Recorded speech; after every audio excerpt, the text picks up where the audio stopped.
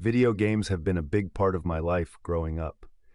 I am not a streamer, not a video game journalist, and obviously not a professional.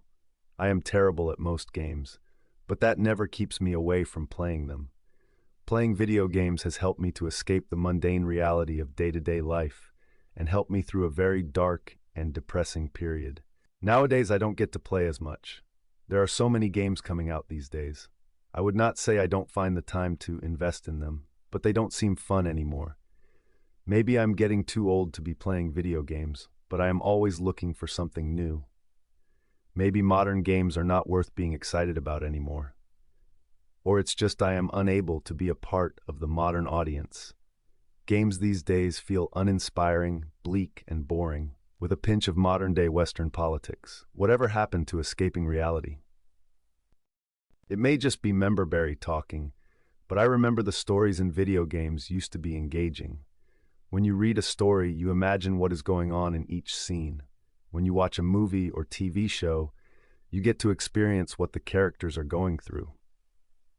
But in video games, you get to live as the protagonist or the antagonist and take control of what is going to happen to you. I remember the first time I played Resident Evil 3 and how scared I got every time Nemesis showed up. Yes, RE3 is my first Resident Evil game, and Jill is my first ever crush on a video game character, or maybe second after Chun-Li. We will come back to that later. Well, we got a new Resident Evil 3 now, with better graphics, better actors and 3D models, better animations, and better gameplay. My question to Capcom is, how did you manage to butcher the storytelling by telling the same story? The apartment sequence, in the beginning, was a good start. But why would you cramp half of the previous game in the next 10 minutes? Why would you cut so much content from your previous game? Signaling the helicopter at the clock tower was such a great moment of triumph, and Nemesis destroying it was such a moment of despair. Why did you cut that? Stars. I will give you stars was such an iconic line from the end of the game. Why would you put that line somewhere that has no value? Anyways, I can go on and on about this game.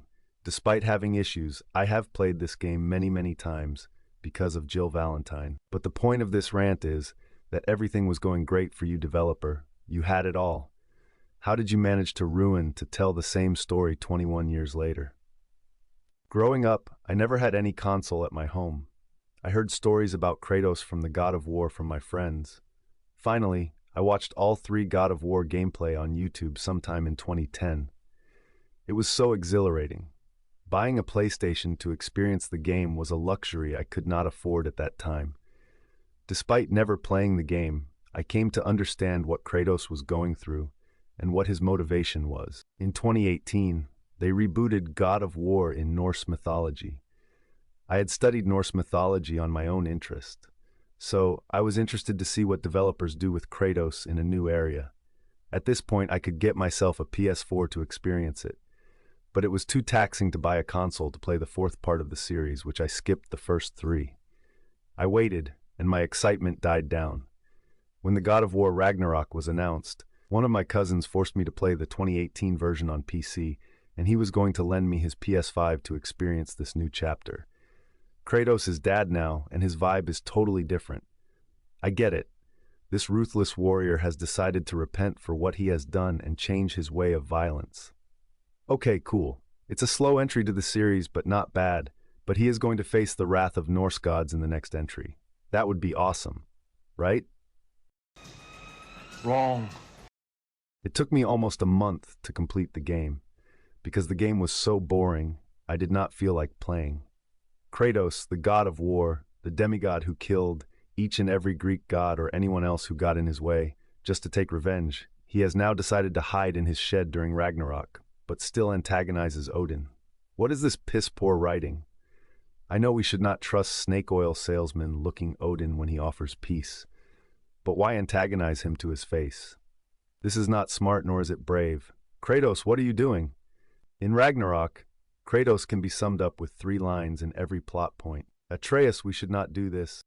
1 sentence later, let's do it. Kratos has become the 3rd wheel in his own game. For a large portion of the game, you have to play as Atreus, shoot arrows, and pick fruits with Angrboda.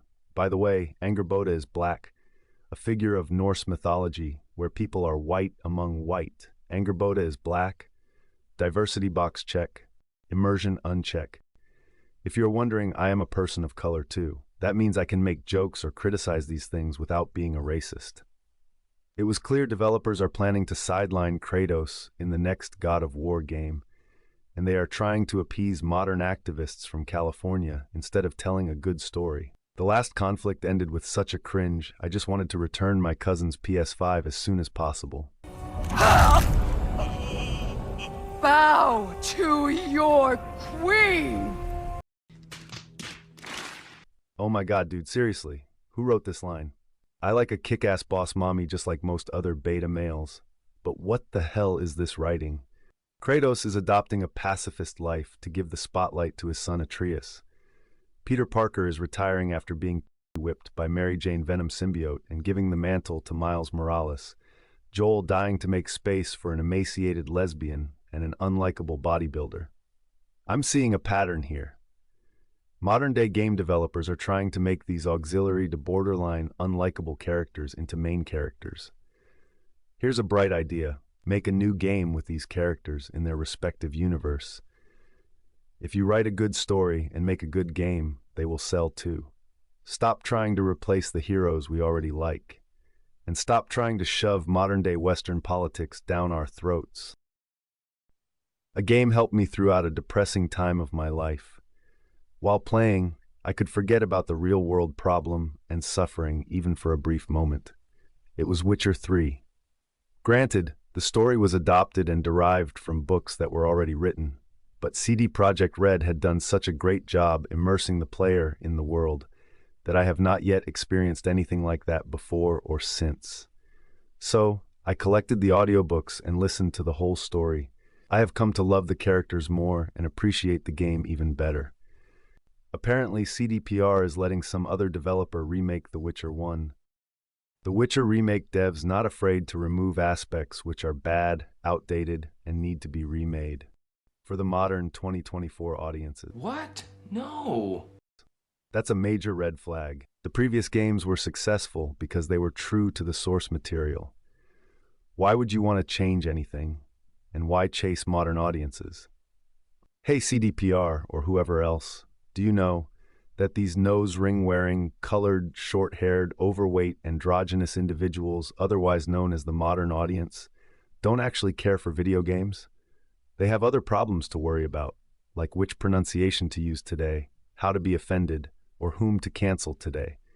They can only criticize other people's hobbies and work, nothing else. End of the day, they don't buy any of these, and no matter how much you try, you can never satisfy people like Anita Sarkeesian. We the geeks have always been the fans, audience, and true consumers of these video games, books, movies, and any other fantasy media. Make good games, make fun games, and we will buy. I remember back in the day, the design of a video game protagonist had to be something different. Something cool, something iconic. Those characters have stood the test of time, and they are still there. They are irreplaceable. We have come to love them from the moment we saw them till this day. They were not only awesome to look at, but also kick ass. And that is also a very important part. If they were not fun to play as, we would have forgotten them. Let's start with Street Fighter, particularly Street Fighter 2. I didn't get to play the game at an arcade. I found the game in a Capcom Game Collection disc. I was trying out different characters and trying to figure out their moveset through button smashing. And only one I managed to perform was Chun-Li's lightning kick. She became my instant favorite. Yes, her design helped. I found her so cool that she was such capable fighter and looked so beautiful at the same time. Keep in mind I was 10 years old at the time. Many years later, I played Street Fighter 4. My love for Chun-Li only grew. I came to like Cammy too. Not only she was hot, but I could beat any one of my friends with her. 2023 came, and Street Fighter 6 was released. Of course, both of my favorite ladies returned along with the other classic characters and a few new ones. All the classic characters got a costume update, and their classic outfit were released as Outfit 2. Not every new design was the greatest design ever, but it was nothing to cry about. We at least had the classic looks. But what bothered a game journalist? Why was Cammy's classic costume available to be unlocked? This woman wrote a horrendous article about Cammy. This journalist found an unlockable costume of a video game character problematic. Let that sink in. I'm not going to say her name. Based on the article, I predicted she is an overweight vegan with colored hair. I don't know if she is vegan or not, but she had blue color in her hair at some point in time. Also transgender. Yes, the usual suspect. It makes sense why she finds a good-looking video game character in a somewhat revealing outfit threatening. This non-biological woman went after so many games. If I try to list them up, we will be here all day. But the point is, these people influence video game character designs. Developers have to cater to these human-shaped garbages for environmental, social, and governance score ESG for short, and investors. No wonder why we are getting so many. It's Ma'am Abby from Last of Us 2. Writer self-insert Man Jane from Spider-Man 2. Nikocado Alloy Avocado from Horizon Forbidden West. Ugly Tanya from Mortal Kombat Remake Reboot. Lara Androgynous Croft from Uncharted. Tomb Raider Unbearable Frey from Foreskin. Whatever the fuck that is from upcoming Fable. And so many more. Developers don't or can't care for what the actual gamers want. We want good gameplay and good stories with preferably good-looking characters. Apparently, this is too much to ask for. But at this point, developers are terrified and terrorized by these journalists, activists, and consultancy firms like Sweet Baby Inc. or Black Girl Gamer. Nowadays, having feminine beauty in video games or animation means offending someone. A work of art cannot be beautiful anymore. Achieved beauty used to be the norm, but now the world is moving the opposite way. At this point, if any developer tries to move against the current norm, can be damn sure I will support you. And that is exactly what I did. Bought myself a PS5 and pre-ordered a game based solely on the character design and promotional trailer. Yes, I bought my first ever PlayStation to play this one game from a Korean developer. Anyone who thinks the gameplay looks like shit, kindly fuck off. And before you do, know this. That is your opinion. There is nothing factual about it. What game are you playing? Or an upcoming game you are excited about? Or your favorite game of all time? I can say the gameplay looks like shit about that game. My statement would not become a fact. Nobody forced you to buy anything. And nobody asked you to start a conversation with us either. And you, you one-handed gamer, you nasty motherfucker, stop it. I could not find your nasty tweet again, but I know you are out there. Nobody wants to know your nasty habits. Have some fucking shame and shut the fuck up. I know what you're going to say, but the fact is, you've been making us all look bad. If I show you a statue of Aphrodite and a blow-up doll, you probably would say they are the same thing. Go talk to your mother, go to any religious house of your choosing, or talk to a professional therapist. Go seek help. Dear listener, you may ask, why did I talk about only female protagonists?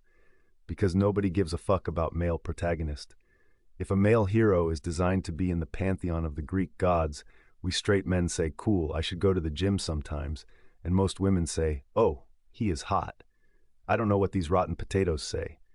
At max, they sometimes scream toxic masculinity if the male character is too manly. If a female character is good-looking and sexy, we men go, she hot, me like pretty lady. Women say, oh, she is hot. And the journalists, activists go, the character is too distracting and not in a good way, and the camera angle is chosen. It just felt like this game came out in 2002. It's a bit old and not flattering for modern audiences. Hyper-proportioned and unappealing compared to Forspoken. Even if the character is 3D scanned of an actual human woman. Hey, Alex. Fuck you! And other times they throw around these buzzwords, objectification, male gaze, everything is racist, everything sexist, everything is homophobic. Loud noises! And all that nonsense. Sometimes some cunt goes out in the street and tries to rally 4 other twats to shame the gamers for liking a video game character. Go eat a bag of dicks. I am not done. I am about to throw a brick into the hornet's nest. Racism in video games does not exist. It's just a buzzword used by IGN, Kotaku, The Gamer, and Anita Sarkeesian's long-lost colorful sisters. Name one game that was great but failed critically and commercially because the protagonist is a person of color. Does not exist. The most sold video game with realistic human characters is Grand Theft Auto 5. That game has a person of color as a protagonist. I didn't see anyone complain. That didn't hamper the sale. Wow, almost like this issue is made up. And do we need to have the same conversation 15 years later with you, IGN? We just went to an imaginary European village in Resident Evil 4 and mass murdered all the bug-brained villagers as an American agent. In a potential Resident Evil 5 remake, our hero will be traveling to an imaginary African town and will fight our way out of Ouroboros-infected zombies. Why the other video game is fine, and this is somehow problematic. Whatever racial issue you're thinking about, it's also been solved 15 years ago. Looks to me like IGN is just chasing clout like a cheap fish market whore. Stop trying to identify problems where there are none.